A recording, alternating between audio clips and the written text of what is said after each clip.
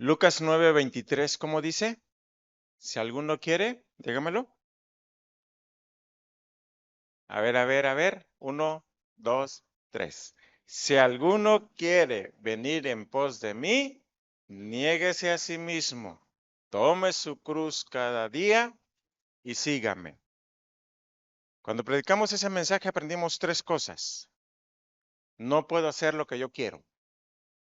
¿Estamos de acuerdo? Y si no estamos de acuerdo, de todas maneras Dios nos enseña que no puedo hacer lo que yo quiero. Dos, ¿se acuerda o no se acuerda? Lo predicamos hace 15 días.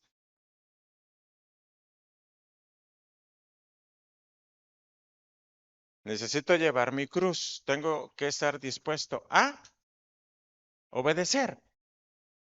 Y después dice, sígame. Tengo que caminar en los pasos del Señor Jesús. Después predicamos razones que la Biblia nos da para vivir. Y la primera razón dijimos que es, somos piedras vivas para dar un servicio significativo. En otras palabras, nuestra razón de vida es servir a Dios. En pocas palabras. La segunda razón,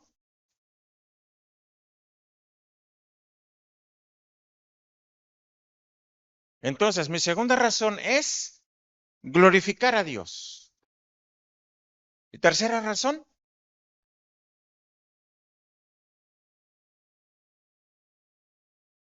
vamos a predicar el Evangelio. No puedo hacer lo que yo quiero, tengo que obedecer, tengo que seguir en los pasos de Cristo, tengo que servir a Dios, tengo que glorificar a Dios y tengo que predicar el Evangelio. El sermón de hoy tiene que ver con mi vida. Tú y yo, ¿cómo vamos a estar viviendo delante de Dios? Porque no puedo hacer lo que yo quiero. Sin embargo, sí se me demanda una vida de santidad. Y es ahí donde nosotros vamos a reflexionar y vamos a traer la enseñanza del Antiguo Testamento al día de hoy. Por eso es importante que tú y yo, amado hermano, vayamos entendiendo cómo Dios quiere que vivamos, para que funcionemos, para que demos resultado. Porque a veces queremos que las personas se conviertan y las personas nos escuchan, pero no se deciden por Cristo. Yo me pregunto, ¿quién estará mal? ¿Ellas o nosotros? Porque la Biblia dice claramente que hay utensilios para honra y utensilios para deshonra. Pero el utensilio de honra es el que está limpio. Y cuando nos habla de limpieza, nos habla de santidad. Por eso es imprescindible, amado hermano, que tú y yo entendamos cuál es el estilo de vida que debes de llevar como sacerdote. Quiero que abras tu Biblia en Primera de Pedro, capítulo 2. Primera de Pedro, capítulo 2,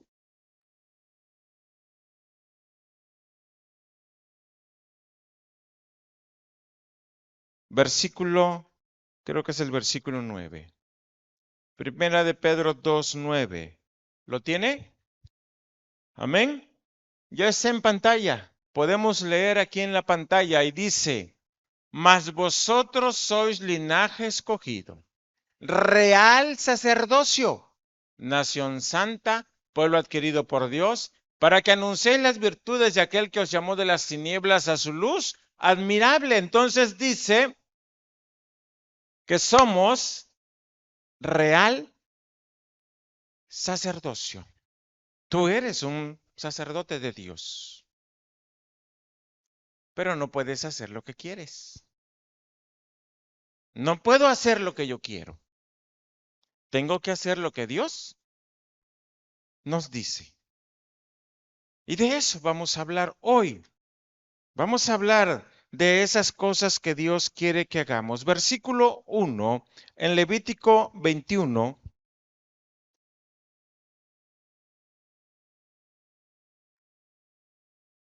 Levítico 21, versículo 1. Jehová dijo a Moisés, habla a los sacerdotes, hijos de Aarón, y diles que no se contaminen por un muerto en sus pueblos. Habla a los sacerdotes, hijos de Aarón. Una gran enseñanza que trae para nuestras vidas. No cualquiera podía ser sacerdote. Tenía que ser hijo de Aarón. Tenía que ser de la descendencia de Aarón.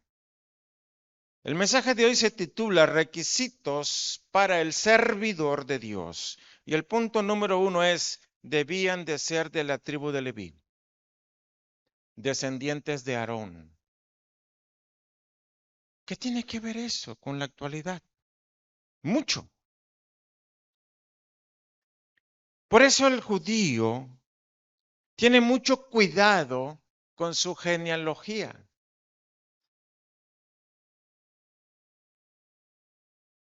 Inclusive aquí hay gente que tiene sangre judía y ni siquiera sabe que es judío.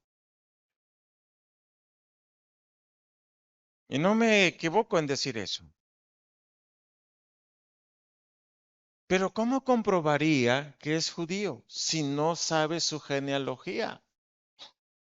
Y aunque le hicieran un examen de ADN y sale judío, lo desecharían. Sería desechado porque no sabe a qué tribu pertenece. Sin embargo, hay algo muy importante. Todo servidor de Dios debe estar seguro de haber nacido de nuevo. Porque lo que a ti y a mí me hace ser servidor de Dios es haber recibido a Cristo como nuestro Señor y Salvador y mantener esa relación con Él. Para los sacerdotes, lo que los hacía sacerdotes en la antigüedad era ser descendientes de Aarón. Pero hoy a nosotros se nos cataloga sacerdotes porque hemos recibido a Jesucristo. Por lo tanto, usted debe de estar seguro que pertenece a la familia de Dios. Usted debe de estar seguro que verdaderamente Cristo está en su vida y es parte de su vida. Dar las evidencias, dar los frutos de haber nacido de nuevo. Mateo capítulo 3, versículo 8. Mateo 3, 8. Mateo 3, 8 dice, haced pues frutos dignos de arrepentimiento. Dios espera que nosotros actuemos y demos la evidencia con hechos de que realmente Cristo está en nuestras vidas. El sacerdote de Dios tiene que tener a Cristo en su vida. ¿Y cuántas personas hay en las iglesias sirviendo y no son salvas? Lo que les voy a mencionar ahorita, esto pasó en una iglesia de Oaxaca, Oaxaca. Esto es en serio. Pero un día había una reunión en la iglesia y le piden al tecladista que cuente su testimonio de conversión. Y le dicen, hermano, ¿nos puedes contar cómo recibiste a Cristo? Y él se quedó pensando y pensando y pensando. No, no encontró en su vida un momento en el cual le haya entregado su vida a Cristo. Y él dijo, un día el pastor, que es mi tío, me pidió que yo lo apoyara en el teclado para que así se acompañaran las alabanzas.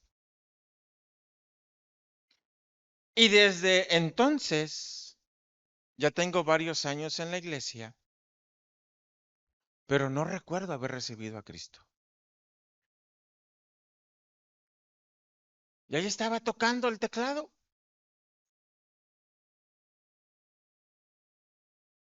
¿Y cuántos como él están en las iglesias? Y yo no digo que no puedan estar, sí, sí pueden estar, pero están desperdiciando su tiempo. Porque si se mueren, aunque haya estado mucho tiempo en la iglesia y haya hecho lo que haya hecho, se va a condenar. Realmente Cristo está en tu corazón. Realmente Cristo está en tu vida. Porque es eso lo que a nosotros nos hace ser servidores de Dios, ser sacerdotes del Dios vivo. Desafío. Debo de ser salvo para ser un verdadero servidor de Dios. ¿Realmente Cristo está en tu corazón? Porque si no, y te mueres hoy, te vas a condenar. No es el hecho de que vengas a la iglesia el que te hace salvo. Es que Cristo está en tu vida, Cristo está en tu corazón. Hoy, cuando veníamos para acá, le empecé a hablar al taxista, el que siempre nos ha traído. Mi esposa y yo planeamos, vamos a agarrar confianza, vamos a tratarlo de hacer una amistad y le vamos a predicar. Hoy se dio eso y hoy enfrente aquí, enfrente recibió a Cristo. Pero él era uno de los que había asistido a la iglesia.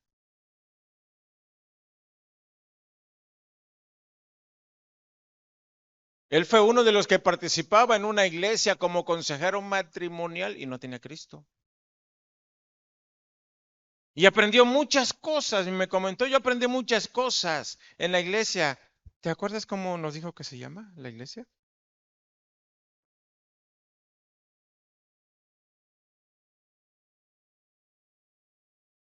Un nombre muy raro. Su esposa sigue yendo a esta iglesia. No, no se acuerda. Yo menos.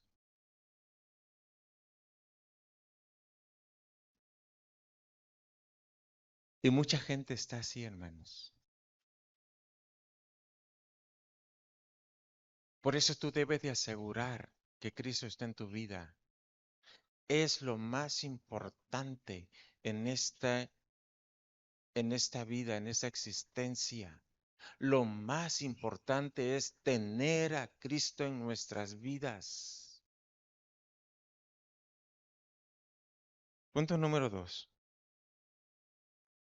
¿Qué otras cosas le pedían al sacerdote? Estamos en Levítico 21. Y una de las cosas que se le estaba pidiendo al sacerdote también era que no se contaminara. Si se le moría un familiar, no tenía permiso de asistir a los funerales, porque se iba a contaminar. Dice, ni por tu padre ni por tu madre, que era el familiar más cercano, ni por ellos, porque el servicio del sacerdote en aquella época era continuo, desde que amanecía hasta que anochecía. Era continuo. Número 2, abstenerse de toda impureza ritual. Vayamos asimilando. Descendencia de Aarón, hoy soy descendiente de Cristo. Tengo que tener a Cristo en mi corazón. Punto número 2, abstenerse de toda impureza ritual. El sacerdote, híjole, qué bueno que estamos en la gracia. Para presentarse en el tabernáculo, el sacerdote antes tenía que bañarse. Uno, se enjabonaba, se enjuagaba. Dos, tres, cuatro, siete enjabonadas. ¿Sí? Algunos con qué trabajo se dan una, ¿verdad? Pero el sacerdote tenía que ir bien limpio.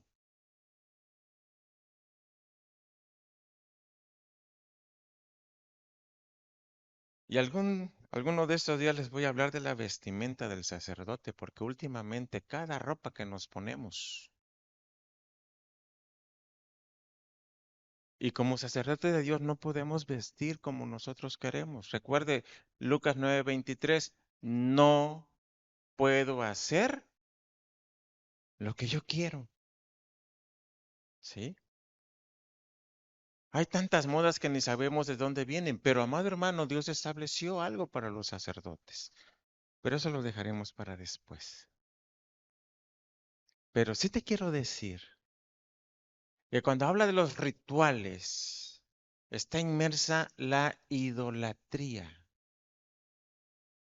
Y tú y yo, hoy en día, no puedo hacer lo que quiera y dentro de ello está, no puedo ser idólatra. Hermano, yo no creo en imágenes. No, no, no, no. Espérame. Idolatría es todo aquello que ocupa el primer lugar que le corresponde a Dios. Repítelo conmigo. Idolatría es todo aquello que ocupa el primer lugar que le corresponde a Dios. Puede ser tu esposa, tu esposo, puede ser tu trabajo, puede ser tu familia, tu deporte, tu hobby, tu celular, Facebook, Twitter, etcétera. Eso es idolatría.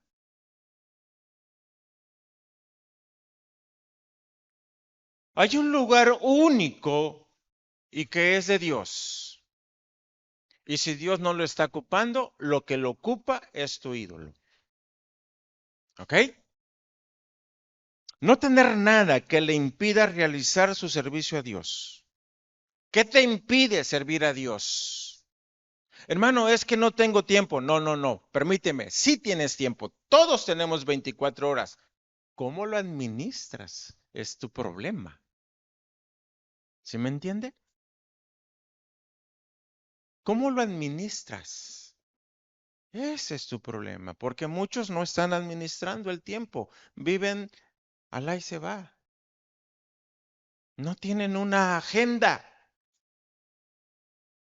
Y la Biblia nos enseña que debemos de ser buenos mayordomos del tiempo, redimiendo el tiempo, dice en Efesios, porque los días son malos. Yo tengo que sacar el mejor provecho, así que no puedo vivir como yo quiero. Muchas veces creemos que podemos vivir y hacer lo que queremos y así querer pretender servir a Dios. Pues fíjese que no, no es así. La vida de un cristiano que hace lo que quiere expresa idolatría por la rebeldía. ¿Qué acabo de decir? Cuando estamos viviendo como queremos, somos idólatras de la rebeldía. ¿A poco, pastor? Pues sí, la Biblia lo enseña.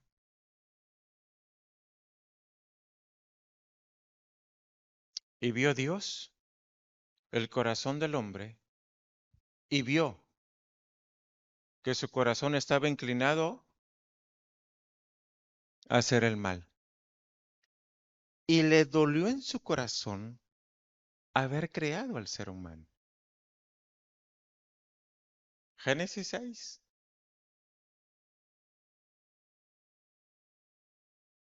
Usted puede tener un bebé de unos, ¿qué será? 8, 10 meses en brazo y escucha música. ¿Qué hace el bebé? Chungu, chungu, chungu, chungu, chungu. Inmediatamente se mueve, ¿sí o no? ¿Quién le enseñó? Nadie, solo reacciona. ¿Por qué? Porque hay una naturaleza caída en el ser humano. Reacciona a la naturaleza. Ahora si la alimentas, peor tantito, ¿verdad? Un servidor de Dios El servidor de Dios que ha entendido, porque esa es la situación, entender, que ha entendido que está para servir a Dios, entonces evita servirse a sí mismo. Y esto habla de madurez. Y esto habla de compromiso. Y es importante que entendamos eso.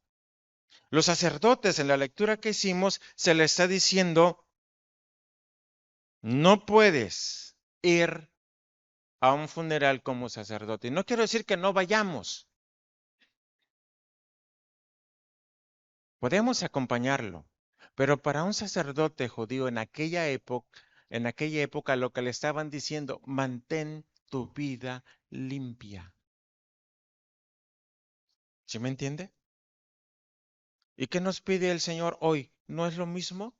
Sed santos porque yo soy santo. O sea, el Señor dice, mantén tu vida limpia. Y yo debo de mantener mi vida limpia. ¿Y cómo voy a mantener confesando? En cuanto peco, debo de confesar. Si confesamos nuestros pecados, Él es fiel y justo para perdonar nuestros pecados y limpiarnos de toda maldad. Entonces tú te bates, vienes ante Dios y Él te baña, te limpia. Pero tú debes de esforzarte en mantenerte limpio. Entonces no puedo hacer lo que yo quiero. Pero tenemos una naturaleza, dice allá en Efesios, viciada. Me ayudó mucho a entender al alcohólico y al drogadicto cuando estuve apoyando en Tierra Blanca un centro de rehabilitación por año y medio. Me ayudó mucho. El cuerpo está tan viciado al alcohol, a las drogas, que muchas personas verdaderamente quieren dejar las drogas, verdaderamente quieren dejar el alcohol, pero el cuerpo lo solicita, el cuerpo lo exige. Y es como muchos de nosotros. Tal vez no tienes alcohol, tal vez no tienes una droga, pero tienes una coca o un café que si no lo tomas, el cuerpo lo empieza a solicitar.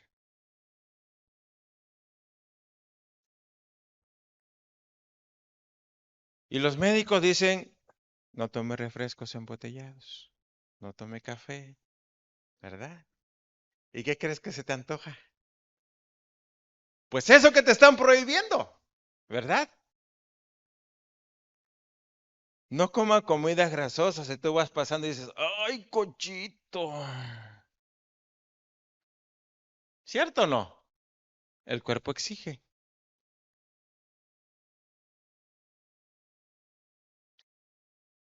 La prioridad de nuestra vida debe de ser Dios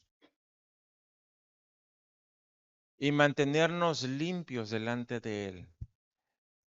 En Isaías capítulo 6 me llama mucho la atención.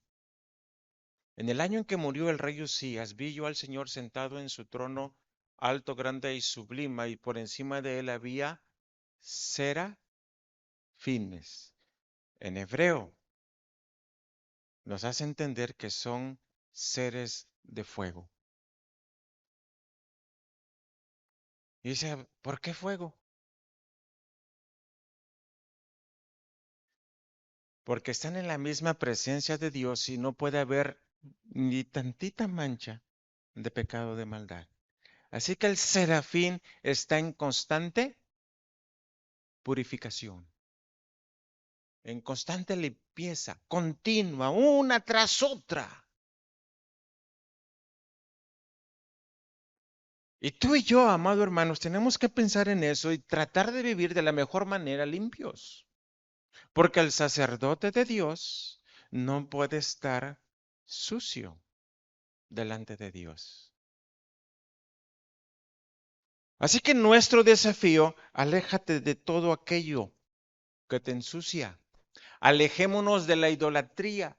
Alejémonos de toda impureza. Pero alejémonos y tiene que ser intencional, muy intencional. Y esta palabra intencional lo tiene usted que agregar a su vocabulario cristiano. Usted tiene que evangelizar intencionalmente. Usted tiene que orar intencionalmente. Usted tiene que leer, estudiar la Biblia intencionalmente. No se van a dar las cosas por sí mismas. Pero vivir una vida de santidad también tiene que ser intencionalmente. Número 3.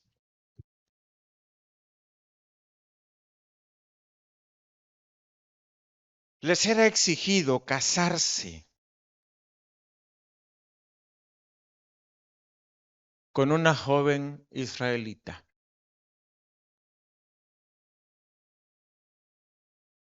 Lo siento por si raspamos hoy vidas. Pero hoy en día se da un fenómeno donde muchos jóvenes tienen novios inconversos o novias inconversas. Y aún con adultos cristianos solteros y después se casan, se andan casando con personas no creyentes.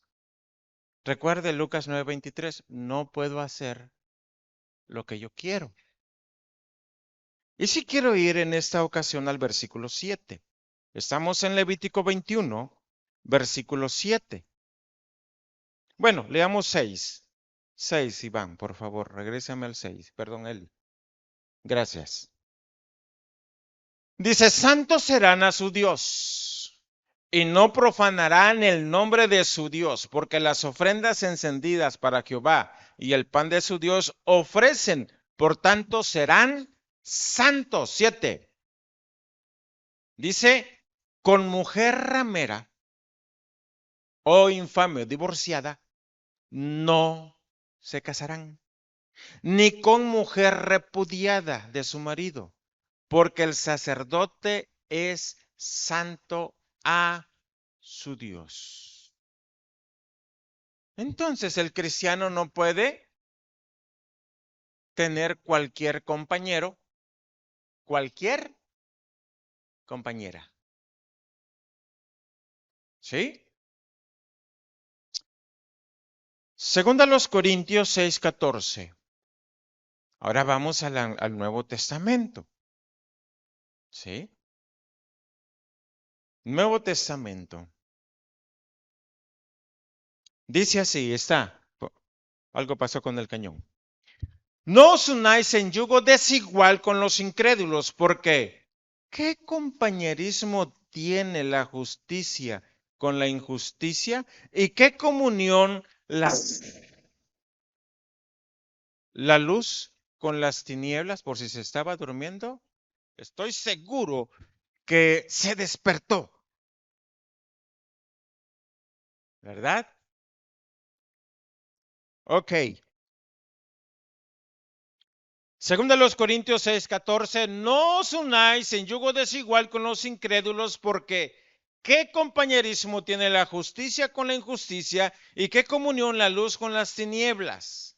Había una jovencita viviendo con nosotros allá en Tierra Blanca, Veracruz, y un día me dijo, pastor, yo quiero un novio bien guapote, pero guapote, guapote. Así me lo dijo. Le dije, pues hija, ahí está el diablo. No, pues, pastor, le digo, lo siento, pero la Biblia dice que cuando el diablo fue creado en hermosura. No hay otro ser tan hermoso, aún piedras preciosas, su vestidura es de lo máximo. Y me queda viendo, ¿en serio? Sí, es en serio. ¿Quieres lo más guapo? Ahí está el diablo. No, pues, pastor, le digo, muchas veces vemos las apariencias. Y como dice el dicho, las apariencias engañan.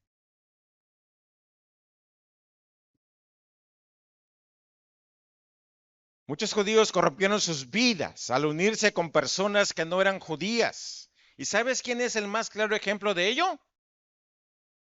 El rey Salomón. Corrompió su vida. ¿Sí? 1000 mujeres, unas concubinas y otras esposas. El yugo desigual no te permite avanzar. Al contrario, te causa retroceso, porque es desobediencia. Hermano, yo cuando creí, pues ya estaba casado o casado. No estoy hablando de eso. Estoy hablando de personas que no están casadas, que son siervos de Dios y que se van a casar. ¿Cuántos jóvenes tienen novias inconversas? ¿Cuántos jóvenes o jovencitas tienen novio inconverso y sirven en las iglesias? Discúlpeme, pero no deberían de estar sirviendo. No porque yo lo diga, porque la palabra de Dios dice que no deben de acercarse.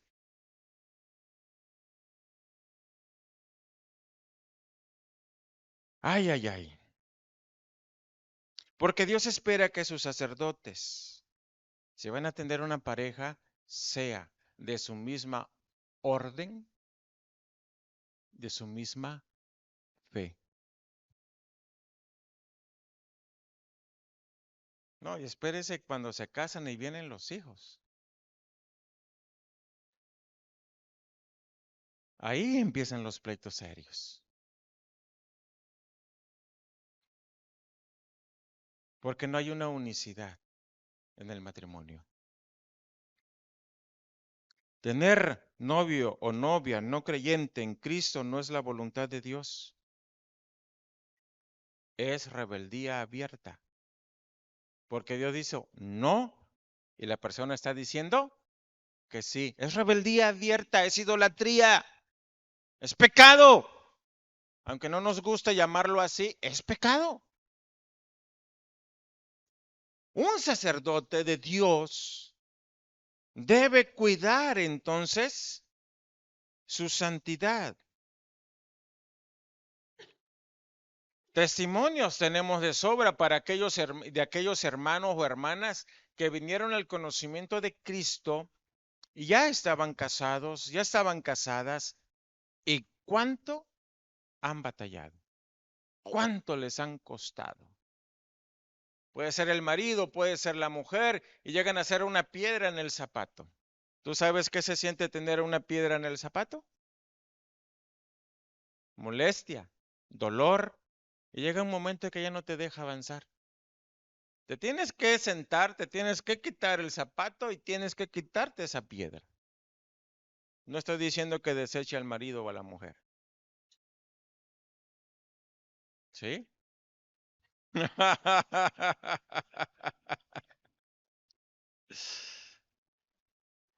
En ningún momento. Tiene que trabajar, tiene que orar, tiene que ayunar, tiene que conseguir la salvación. ¿Sí? Hasta que reciba al Señor Jesús. Le puede llevar un año, 5, 10, 15, 25. Supe de una persona, mujer, y que iba a la iglesia y hasta los 25 años vino a recibir a Cristo porque dijo, ah, ya entendí, ya entendí. Y tú y yo debemos entender, pues, de qué se trata. Y ser sacerdote de Dios implica de vivir vidas de obediencia y de santidad. No puedo hacer lo que yo quiero. Y por último, no es por último. Número 4, mantener su santidad. El versículo 10 dice, y el sumo sacerdote entre sus hermanos sobre cuya cabeza fue derramada el aceite de la unción y que fue consagrado para llevar las vestiduras, no descubrirá su cabeza ni rasgará sus vestidos. Se murió mi mamá. Nos cubrimos la cabeza. Se murió mi papá. Rompo mi vestido. ¿No? ¿De qué se trata esto? La Biblia dice, y es algo que tenemos que aprender en la práctica, dice la Escritura, hágase todo decentemente y en orden. No puedo hacer lo que yo quiera.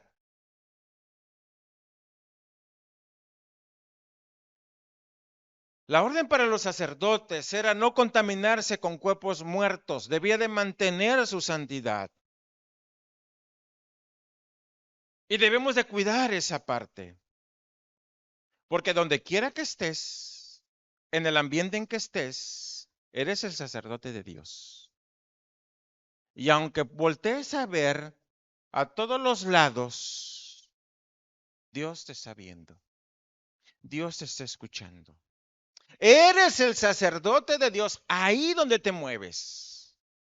Y ahí donde te mueves, debes de conservar tu santidad. Aunque ningún hermano esté presente, el Dios vivo sí está presente. Él sí nos ve, Él sí nos oye. Y aparte de eso, lleva un registro. Tengamos mucho cuidado entonces, amados hermanos, porque todos nosotros somos responsables de mantener esa vida de santidad. Y es demandada del sacerdote. Es demandada de cada creyente. Es más, la Escritura nos dice, sin santidad, ¿qué dice? Nadie verá al Señor. Y si no lo puedes ver, no lo puedes servir.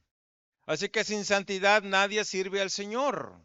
Podrás hacer la actividad, pero no es tomada en cuenta por Dios. Desafío. Vivamos en santidad continua para ser usados por Dios. Es importante entender cómo Dios sí se adelantó a nuestra época. Y ahora sí, con eso me despido. Punto número 5. No tener ninguna especie de defectos físicos. Así que el tuerto en aquella época no podía servir. El cojo no podía ser menos. El manco, si tenía alguna infección en la piel, no podía servir. Podía comer de todo lo que se ofrecía a los sacerdotes, pero no podía servir. No podía llevar las ofrendas al altar. No podía, amados hermanos, hacer cualquier cosa que tenía que hacer, como llevar adentro los panes de la preposición, prender o echar el aceite al altar del incienso. No podían hacer absolutamente nada, solo porque había tenido un defecto.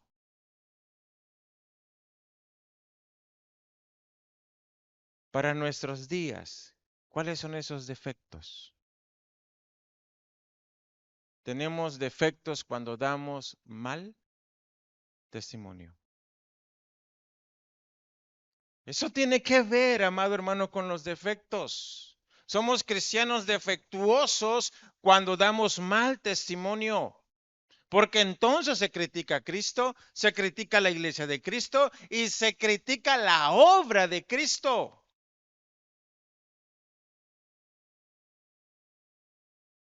Cuando una compañía va a promover su producto, lo que sea, ¿tú crees que ponen a cualquier persona? Si es hombre, alto, delgado, bien guapo, nariz respingada, y si no la tiene, se la ponen, ¿sí? Le hacen cirugía. Y lo mismo si es una muchacha. No ponen a cualquiera. ¿Por qué? ¿Alguien me puede decir por qué? Porque es la imagen de la compañía. El sacerdote es la imagen de la compañía de Dios. Tú eres la imagen. No te puedes comportar como quieres. No puedes hacer lo que quieres. No puedes hablar como quieras. ¿Por qué, pastor? Porque eres la imagen del Dios vivo aquí en la tierra. ¿Entiende?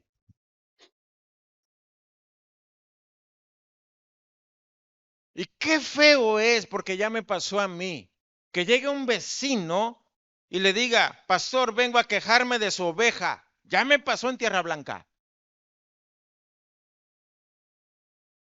Qué feo.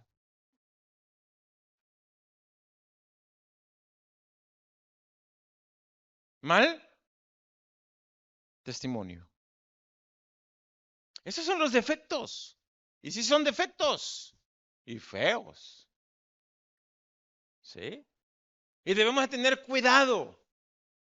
Mi responsabilidad es dar buen testimonio, todo lo que podamos. Y vamos a encontrarnos a personas que amanecieron especiales. Iba a decir luneados, pero no. Especiales. Y que a lo mejor están, mírame, pero no me toques. Y a lo mejor vas con el corazón en la mano a hablarle, a decirle algo y te lo tome a mal. No estoy hablando de eso. Estoy hablando de nuestras conductas. Y que sabemos que muchas veces están mal y de todas maneras procedemos. Debemos entender que las cosas visibles ejercen poderosa influencia en la mente de los hombres. Algún defecto o mala confirmación corporal en los sacerdotes que afecte a la perfección o excite a la ridiculez tiende a disminuir la gravedad y autoridad del sagrado oficio sacerdotal. Imagínese a un sacerdote todo charrasqueado de la cara, ¿sí? Todo arañado, lastimado, y él va a ser el que va a oficiar. ¿Se veneraría bien? ¿Se va a ver bien? No. Imagínate que estás dirigiendo el culto aquí y viene alguien que te conoce y dice, pero si lo vi echándose una cervecita ahorita.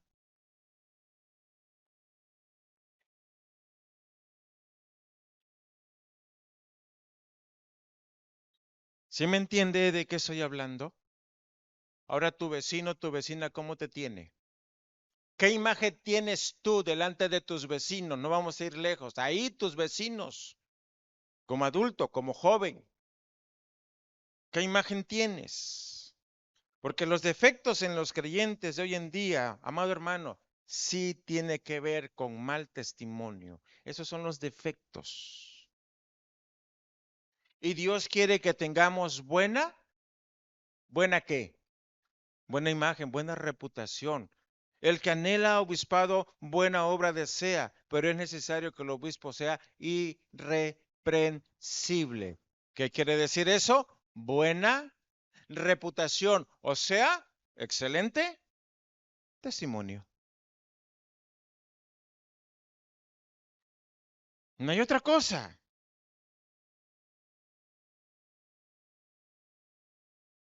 Siempre que el creyente dé mal testimonio, siempre el no creyente va a criticar, va a murmurar y va a señalar la falta. Y el nombre de Dios será blasfemado. Porque aquí lo que está en juego no eres tú, hermano. Aquí lo que está en juego es el nombre de Dios. Que tú o yo provoquemos que la gente hable mal de Dios. A David, cuando hizo su pecadote, Mandó a matar a Urías en el frente de batalla porque había tomado a su esposa. El profeta Natán se lo dijo: has hecho que los enemigos de Jehová blasfemen su nombre. Ese era el verdadero pecado, hermanos, de David. Fue de mal testimonio. Esa es la verdadera maldad que se desata. Por lo tanto, desafío, demos un buen testimonio para que la gente crea en Cristo Jesús. Amén. Es importante.